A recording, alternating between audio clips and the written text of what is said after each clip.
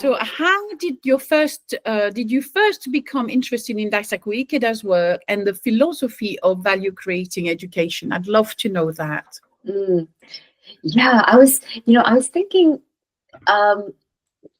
when I could, if there was a point that I could look back at and say, this is when I became interested. But I think what happened is when I started teaching in Mumbai, I was teaching undergraduates, I came across this essay that Daisaku Ikeda has written, and it's called Teachers of My Childhood, and it's freely available on the internet.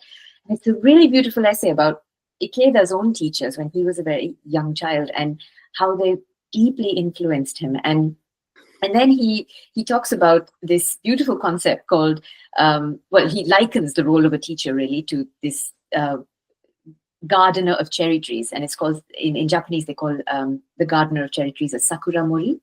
So he says, this is a word, and in his, these are we're just quoting Ikeda here, but he says, this is a word that implies a sense of careful stewardship.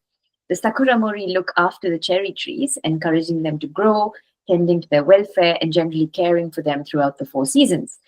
The care they extend expresses faith in the power of life as it grows and develops into the future.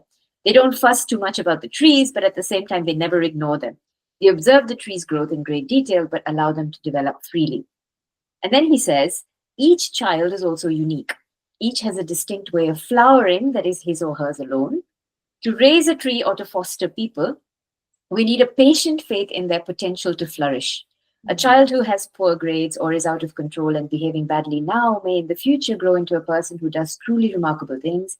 It is not at all rare for a child who think we know well to suddenly change and show us a side that we never would have imagined. So to the precise degree, he says, that we care for and have faith in children, they will extend and spread their roots.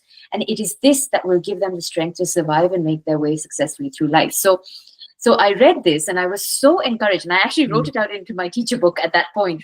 And I was teaching undergraduates, so it's very difficult to reconcile this idea of Sakura Mori to these really unique, undergraduates who are coming in with their own distinct personalities and ways of seeing. And but it really gave me courage, and it inspired me, even on the days when I felt really tired and defeated.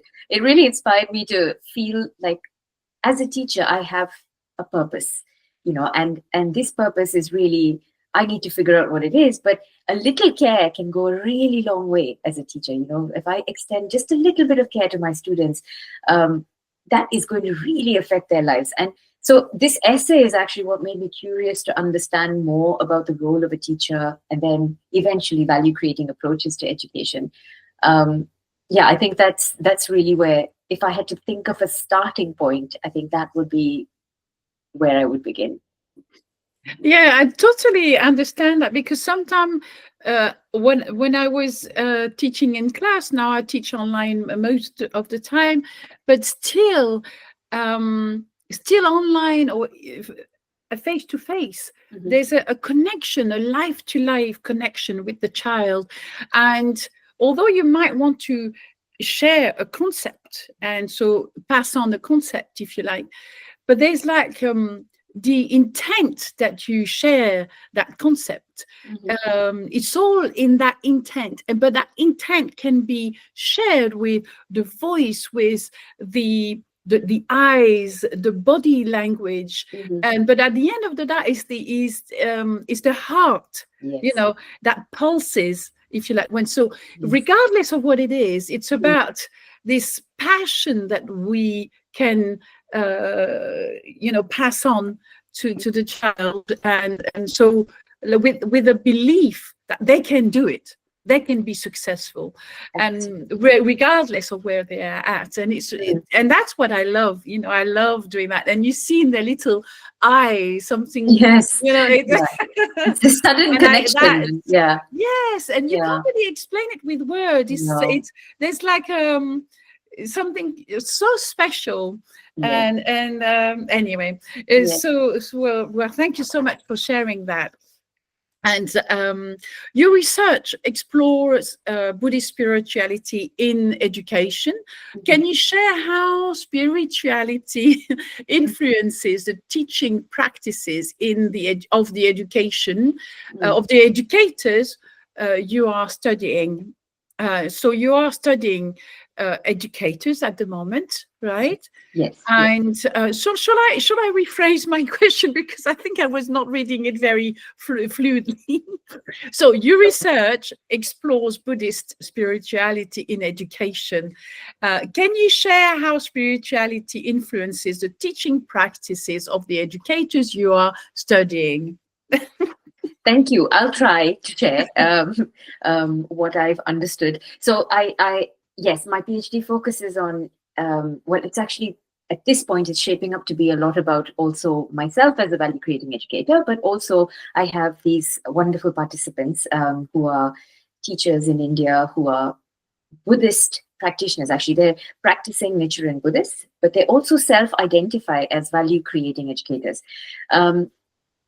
So first of all, I feel very privileged and humbled because they shared such beautiful life stories with me, you know, personally, professionally, a lot of, parts of their childhood. And I'm so grateful to them because it gave me a window into their lives as people and as teachers and as value creating educators. So what I feel they're telling me from my very early data analysis is that, like teachers around the world, there's so much anxiety and so much struggle. And they're doing such incredibly hard work. Sometimes they can't even leave their work at school. You know, they come back home and then there's even more work because they have families, but also they have work from school. So they're really being challenged by this educational system every step of the way, even though they want to do more. Sometimes they're not able to because, well, physically, mentally, emotionally, it takes such a toll on them.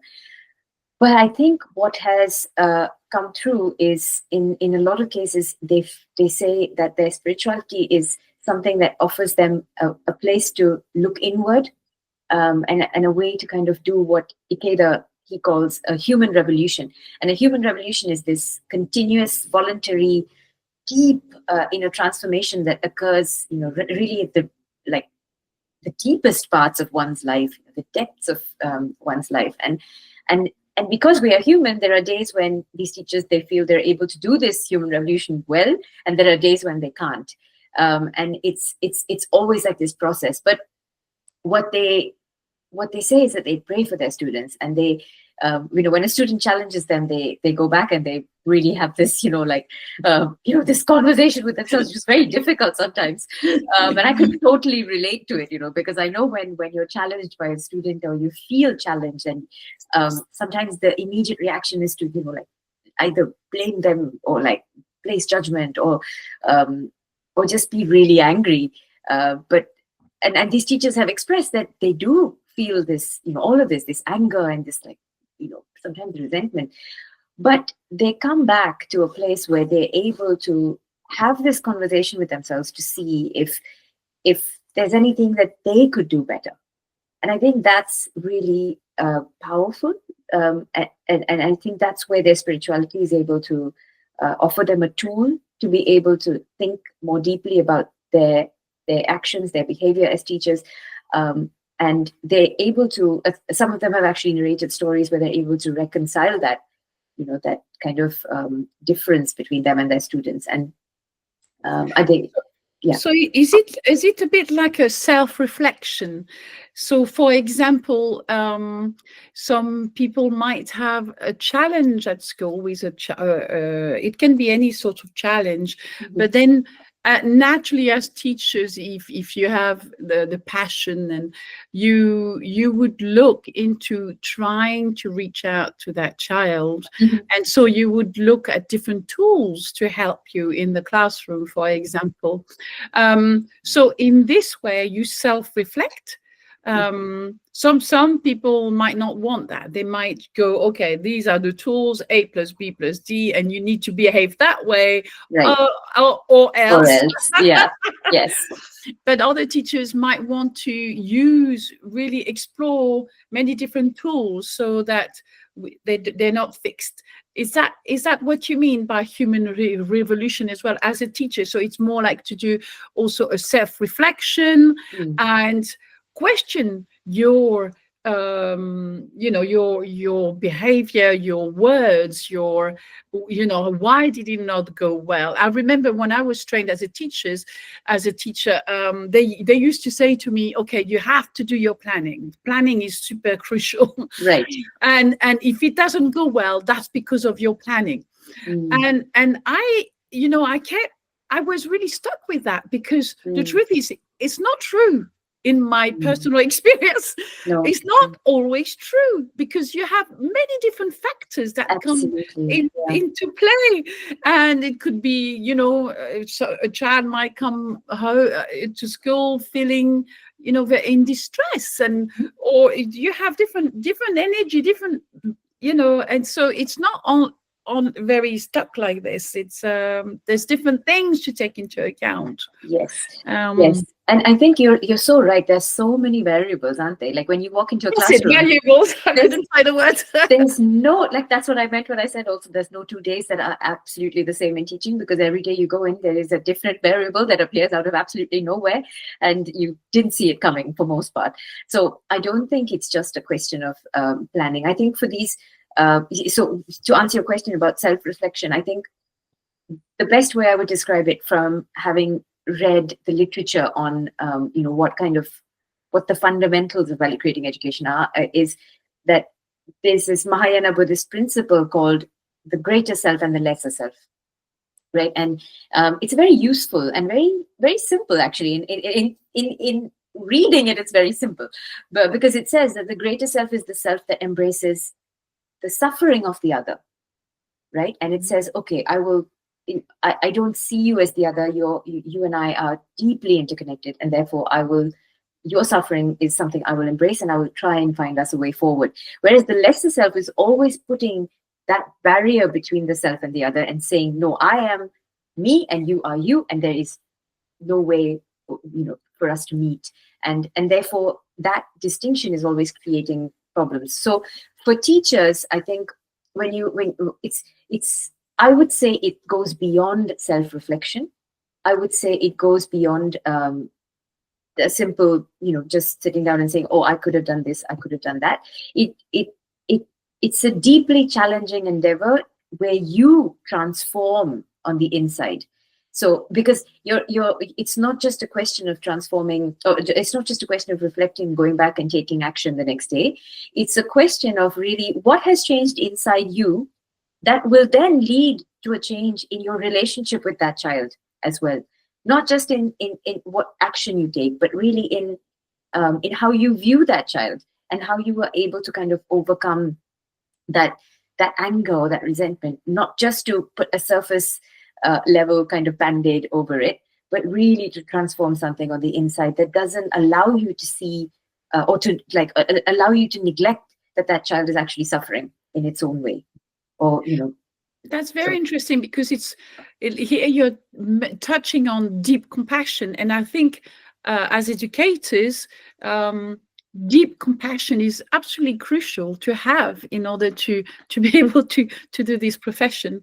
Yes. And so that's a very interesting. It's very interesting.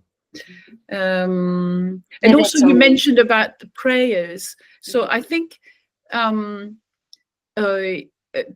the action of prayers, regardless of your religion, I think there's already you're omitting, if you like, a wish or a deep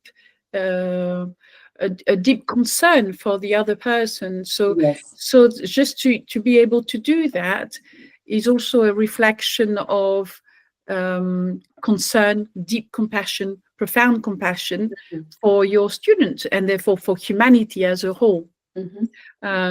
So that's also quite interesting, because sometimes obviously tools are very important, and sometimes system in place hinder, in fact, humanistic education. For example, if I may mention that, the system of reward and punishment in place, it actually can for some children it might work, but in fact, in the long term, it might hinder the humanistic aspect of life itself. And these teachers mention those things, like I think the challenges are also that we're always putting children in competition with one another. So we're encouraging them to always really, if you look at it in the way that I described, you're encouraging them to work from their lesser self. So not out of deep compassion, but really out of a sense of, I have to get better, be better than you and do better than you, because then I will get this reward or this job or this pass this exam.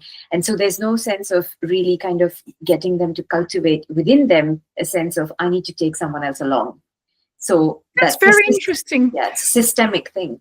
It's very interesting, because just if we had, for example, a curriculum that encourages to look after others for the community, to really take action towards the community and to help others, and have a system where there's more compassion being valued within the whole school. And I'm sure many schools do that, but not only the academic aspect, and there's such an emphasis on the academic. Yes.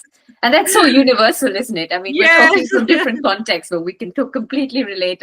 But if you are like me, I'm sure you've traveled quite a lot as well. If you went to Saudi, how old were you when you went to Saudi Arabia? That's so. I was 3, actually, so I was very young. Yeah. So from 3 to what 13. age? Oh wow! So you spent a long years. time. Where were you in Saudi Arabia? In Dammam. In Dammam. Yeah. Oh, wow. I was in. Oh wow! I was in Jeddah. Oh yeah! Wow. I love Saudi Arabia. I love Saudi Arabia. Yes, and I really want to go back and see. Because obviously it's a different place from when I was there as a child, and now I think things have changed tremendously. So I would really go back, and I would love to go back and see what that's like. So I think it's something I'm looking forward to doing at some point. I'm definitely going back. I'm definitely going back one day.